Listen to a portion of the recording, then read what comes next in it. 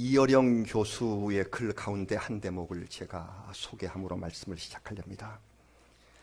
하나님은 우리에게 밤을 주신 것이 아니라 밤을 통하여 새벽에 빛을 주신 것이다.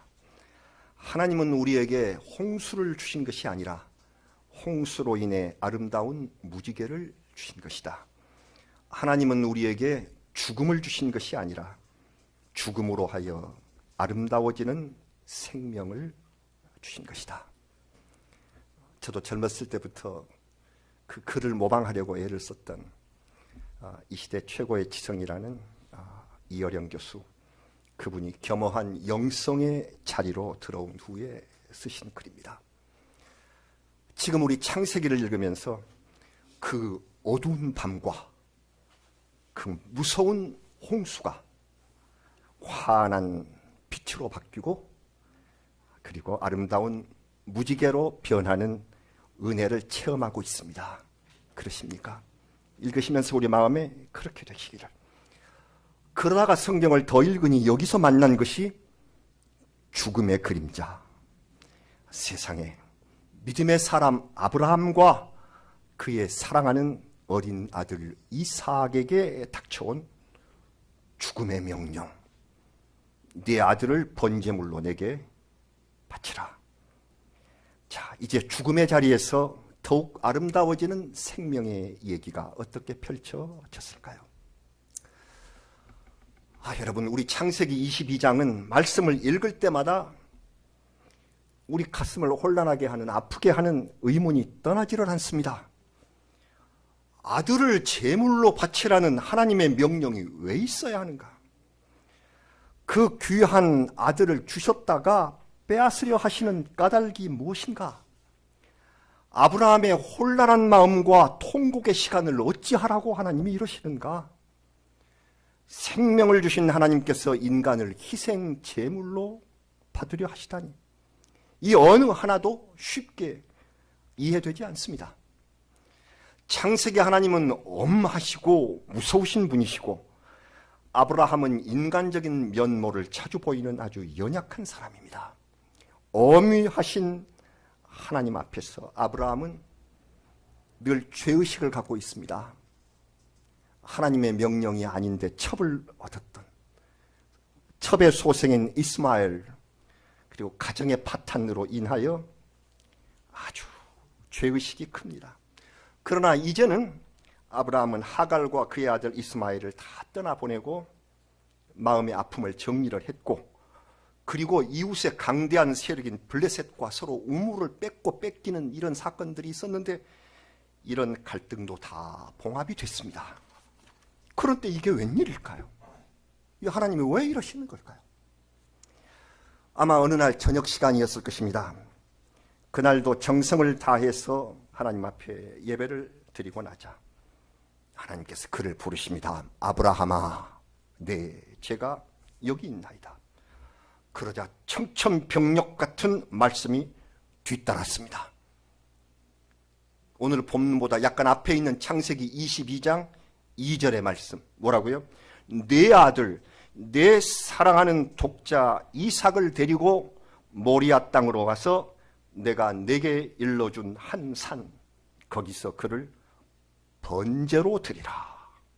제물을 불에 태워 드리는 제사는 양을 번제물로 삼습니다. 그런데 100살에 얻은 약속의 아들 이삭을 양처럼 제물로 삼아서 바치라는 것입니다.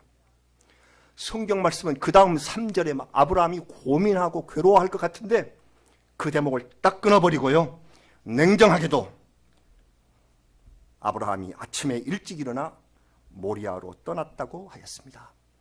그 사이에 비어있는 그 대목, 그날 밤 잠 한숨 들지 못했을 것이고 하나님을 원망했을 것이고 속으로 피눈물을 흘리며 울었을 것이고 그리고 아내 사라에게도 말하지 못했을 것입니다. 아내한테 말 안 하고 데리고 갔을 것입니다. 이삭의 어머니인 사라가 이 사실을 안다면 그 모정이 어떻게 가만히 있을 수가 있었겠습니까? 말 안 하고 데리고 갔습니다. 성경에 안 나왔지만 이건 그랬어, 틀림없이. 그거 제가 확신합니다. 이거 어머니한테는 말을 못해. 가자. 모리아 땅으로 갑니다. 모리아 땅은 예루살렘 부근인데요. 산간 지역이에요.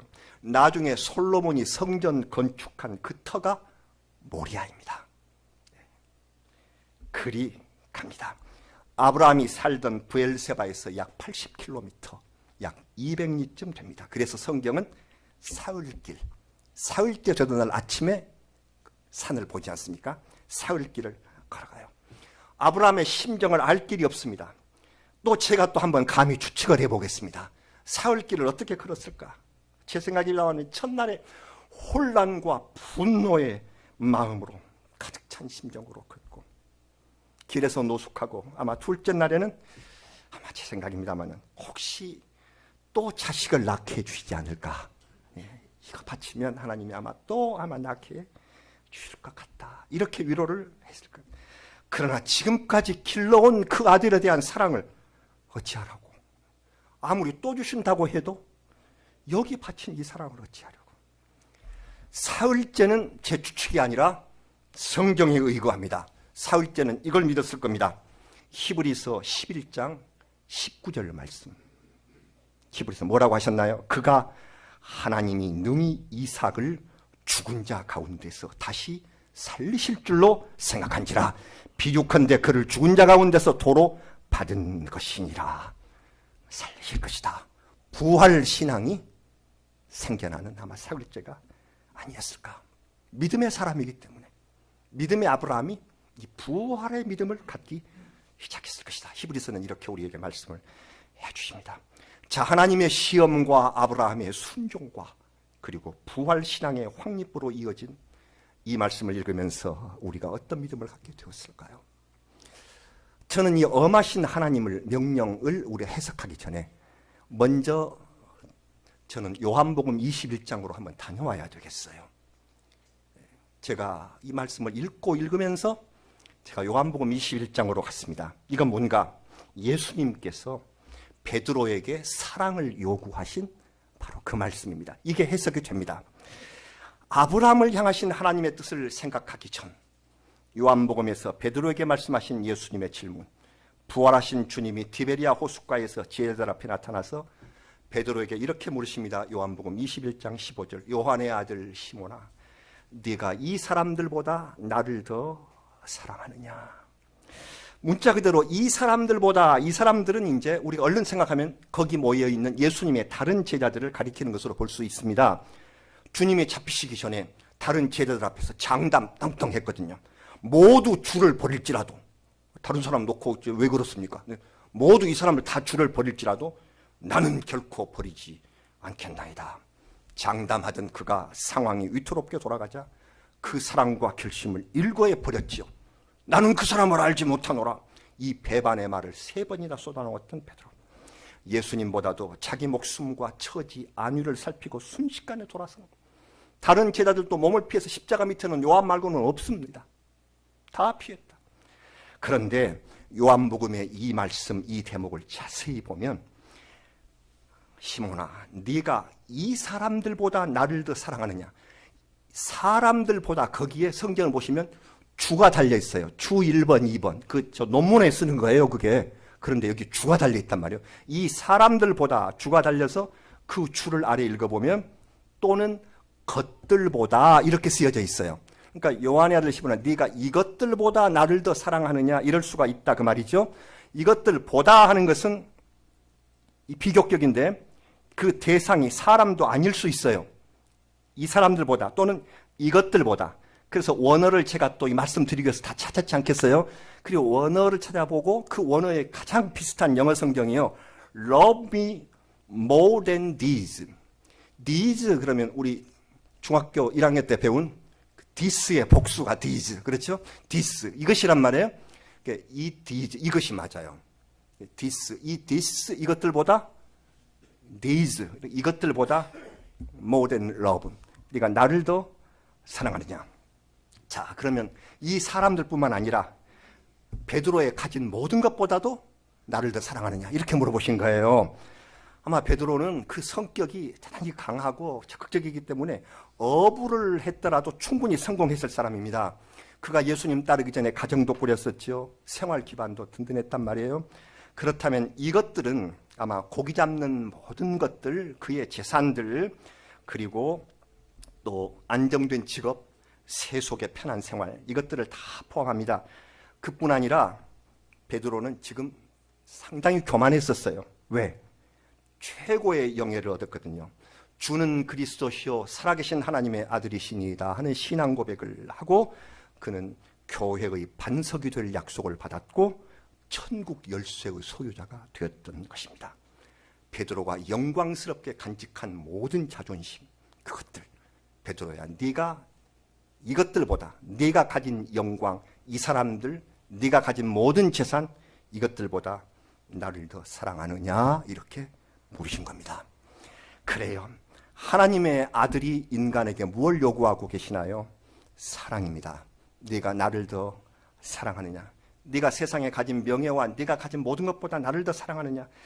주님을 사랑한다는 것은 내 믿음, 나의 진실, 나의 사명, 그리고 나의 삶 전체를 드린다는 의미가 있습니다.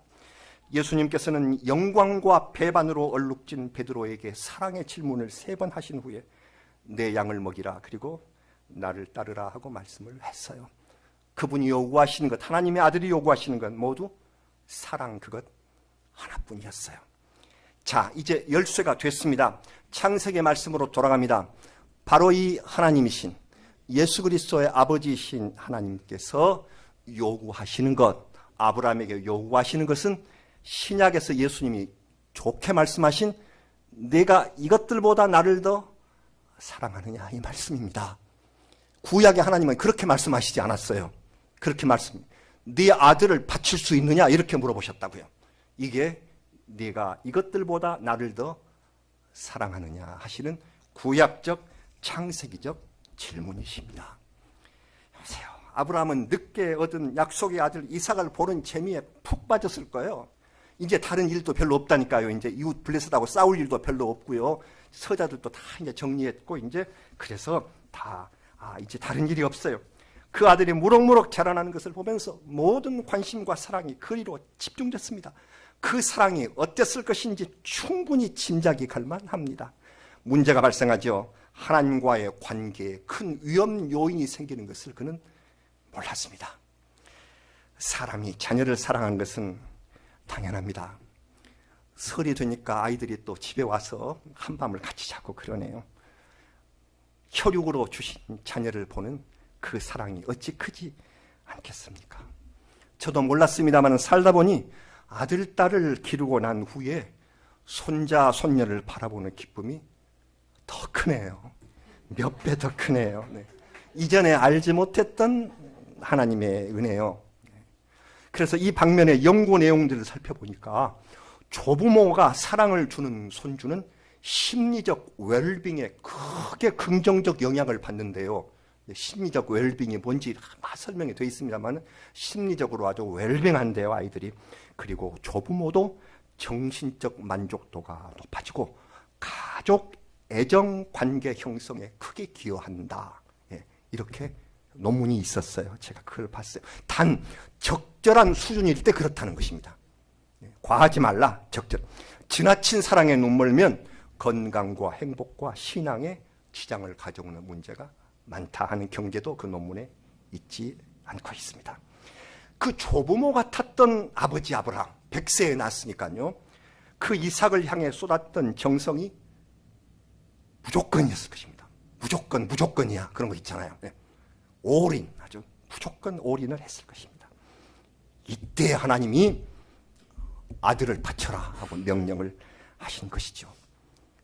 아까 말씀드렸습니다만 그 진정한 의미는 이것입니다. 네 아들은 내가 준 생명이다. 그것을 내게 돌려줄 만큼 너는 나를 사랑하고 있느냐. 그러니까 이 명령은 예수 그리스도께서 베드로에게 하신 명령, 그 명령과 본질상 다르지 않습니다. 아브라함아, 네가 이것들보다, 그리고 너의 아들 이삭보다 나를 더 사랑하느냐. 아까 우리가 보셨던 성경 말씀 창세기 22장 2절은 아주 중요한 힌트를 우리에게 줍니다. 그 아브라함에게 말씀하실 때 네 아들 이삭을 데리고 모리아 산으로 가라. 그렇게 말씀하신 것이 아니라 네 아들, 네 사랑하는 독자 이삭을 데리고 그렇게 나오지 않았어요. 여기 힌트가 있어요. 내가 왜 그러는지 이걸 알아먹어야 되는데 우리도 그냥 읽었고 아브라함도 그냥 들었을 거예요. 네 아들 이삭을 데리고 모리아로 가라가 아니라 네 아들, 네 사랑하는 독자 이삭을 데리고. 힌트입니다. 곧 생명을 준 나보다도 그토록 네가 사랑하고 네가 정신이 없는 그 아들, 네 아들이라는 말씀이 이 속에 들어있습니다.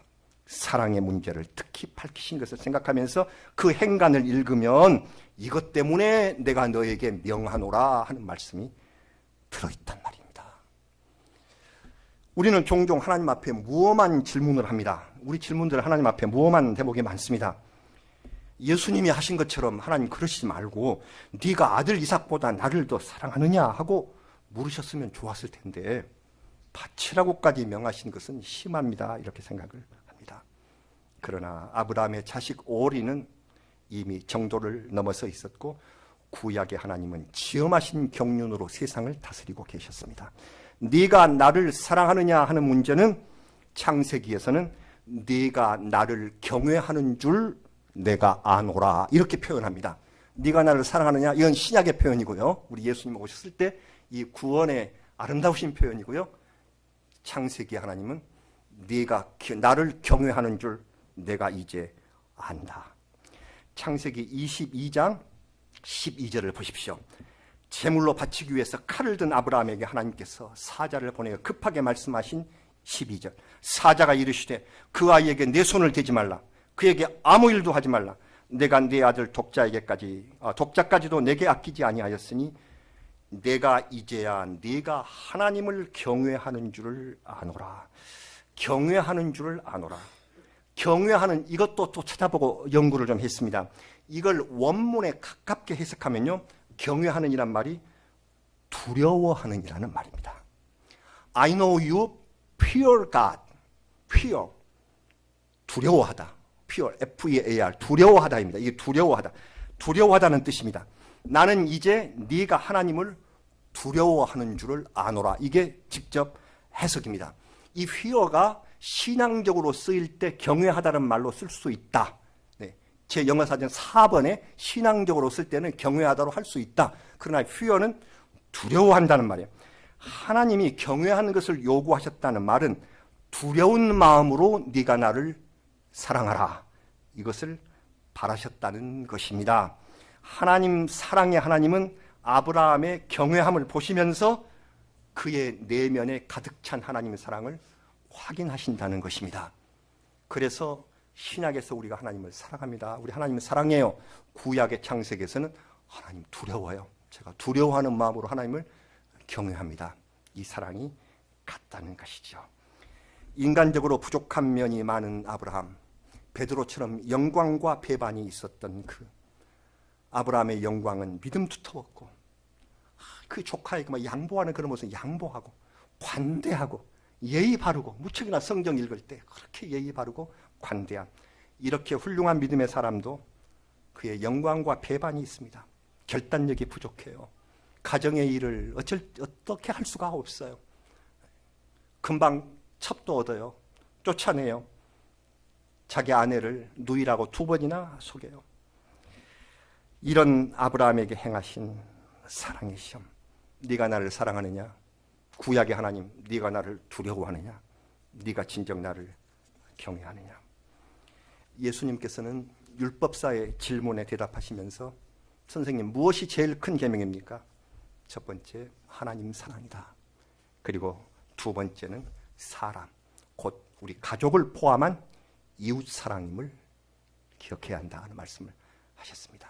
하나님의 사랑과 그리고 사람, 우리 이웃의 사랑을 예수님이 말씀하신 것이죠. 그 첫 번째를 하나님이 요구하신 것입니다. 사랑하는 여러분, 아브라함의 사랑을 확인하신 하나님은 번제물을 이미 예비하고 계셨습니다. 제물이 될 숫양의 뿔이 수풀에 걸려 있었다고 합니다. 거기에 자기가 제물이 된 줄을 알고 번제단 위에 올라와 앉아 있었던 이삭, 얼마나 놀랐을까. 그때 이삭의 나이가 몇 살쯤 됐을까요? 세상에 어린아이가 이런 트라우마를 안고 나중에 어떻게 살아야 할까요? 하는 걱정을 많이 하셨죠. 근데 아주 어린아이는 아니고요. 그 22장 6절에 번제 나무를 지고 갈 만한 정도의 사람이었습니다. 아브라함이 아이라고 부르지만 그 아이라는 히브리어 나알은 갓난애부터 청년까지, 군대 나가는 청년까지를 포함한 그런 표현이 나알입니다. 몇 살인 줄 모르겠어요. 아직 너무 어려서 그냥 벌벌 떨면서 트라우마를 일으킬 그런 나이 아니고 노인인 아버지의 결박을 풀고 칼을 피해 달아날 정도의 크기는 이미 컸을 거다. 이 아이도 순종하는 아들이었습니다. 어느 유명한 주석가는 25살이었을 것이다 하고 분석을 했습니다만 그것은 어디까지나 추측이고 알지를 못하겠습니다. 그런 이삭이 충분히 묶임을 풀고 도망할 수 있었던 이삭도 아버지처럼 하나님을 경외하고 순종하는 자세로 제단 나무 위에 올라 있었던 것이죠. 하나님은 모든 것을 다 준비해 놓으시고 사랑하는 아브라함 부자를 그곳으로 부르신 것입니다. 복 주시기 위하여. 그리하여 후세에 다 준비하셨다 해서 그 땅 이름이 곧 여호와 이레. 무슨 뜻이죠? 하나님이 준비하심, 준비하셨다. 다 준비. 하나님은 그가 사랑하시는 자를 위하여 미리 완전하게 준비하시는 하나님이십니다. 이스라엘 백성을 이끌고 나오는 모세를 위하여 홍해를 가르시고 시내산의 언약을 다 준비해 놓으셨던 하나님. 목동 다윗을 이끌어내실 때에 골리앗을 이기게 하시고 왕국의 찬연한 역사를 예비하신 하나님. 그리스도의 부활 이후 그리고 승천하신 이후 온 세계의 복음화를 위하여 베드로와 바울의 사역을 미리 준비하신 여호와 이레의 하나님. 거두실 것을 거두어 가시고 주실 것을 후히 예비하시는 여호와 이레의 하나님. 우리는 지금 알지 못하나 우리는 지금 모르나 우리의 앞날을 우리에게 필요한 것을 다 준비해 놓고 예비하시며 우리에게 사랑의 질문을 던지시는 우리 하나님. 네가 나를 사랑하느냐? 우리가 그에 대답하면 미리 준비한 예비한 것을 우리에게 주시는 은혜의 하나님. 여러분, 하나님은 욕심이 많으셔서 우리가 사랑하기를 요구한 것이 아닙니다. 하나님께서 우리 인간이 하나님보다 더 사랑하는 것을 거두어 가시는 까닭이 무엇일까요? 우리를 거기에서 해방시키기 위함입니다. 우리가 하나님보다 더 사랑하는 거기서 해방. 인간의 과도한 집착에서 벗어나게 하시려는 하나님의 사랑. 재물에 너무 집착한다거나 명예에 골몰한다거나 특정한 사람에게 지나치게 매몰되시는 것을 보시는 하나님은 그것을 거두셔서 우리를 보호하십니다. 사랑하는 여러분, 과연 하나님께서는 오늘 나에게, 우리에게 무엇을 거두시고 무엇을 주실 것인가? 그 대답과 귀주는 이것입니다. 이것보다 나를 더 사랑하느냐? 사랑하는 여러분, 우리가 정말 하고 싶은 일, 원하는 일, 갖고 싶은 거, 추구하는 거, 그것보다 하나님을 더 사랑하는가? 기준이 여기에 있습니다. 그보다 더한 것은 하나님께서 우리를 위하여 거두시는 것이다.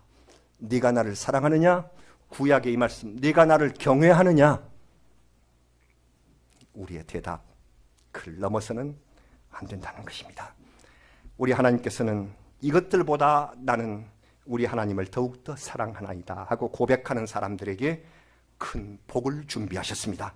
본문 17절에 범사에 주실 복과 함께 후손의 번성을 약속하시고 가나안 성읍들의 정복까지도 허락해 주셨고, 뿐만 아니라 18절에 내 씨로 말미암아 천하 만민이 복을 받으리니 하신 말씀은 이후에 오실 예수 그리스도 메시아 예언까지로서의 의미를 지닙니다.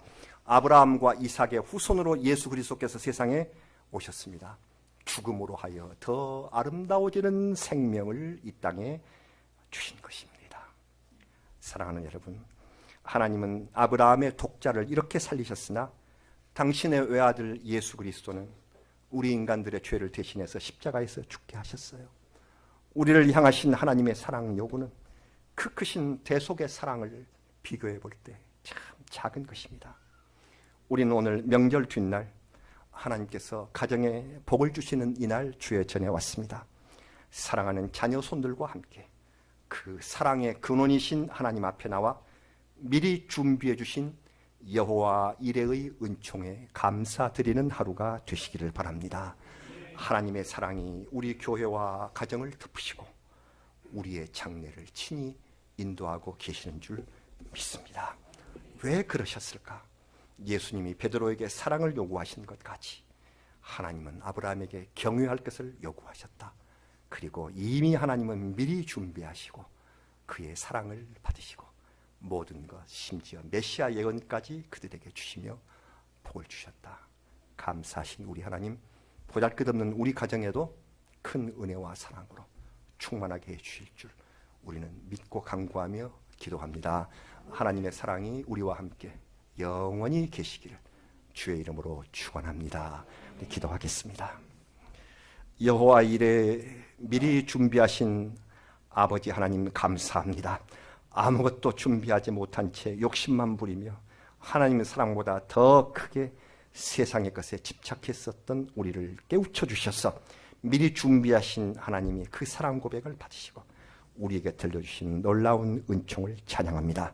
우리에게도 이것을 주시옵소서. 아브라함의 믿음을 본받게 하시고 주님 사랑을 고백하는 저희가 되게 하여 주시옵소서. 예수님 이름으로 기도드리옵나이다. 아멘.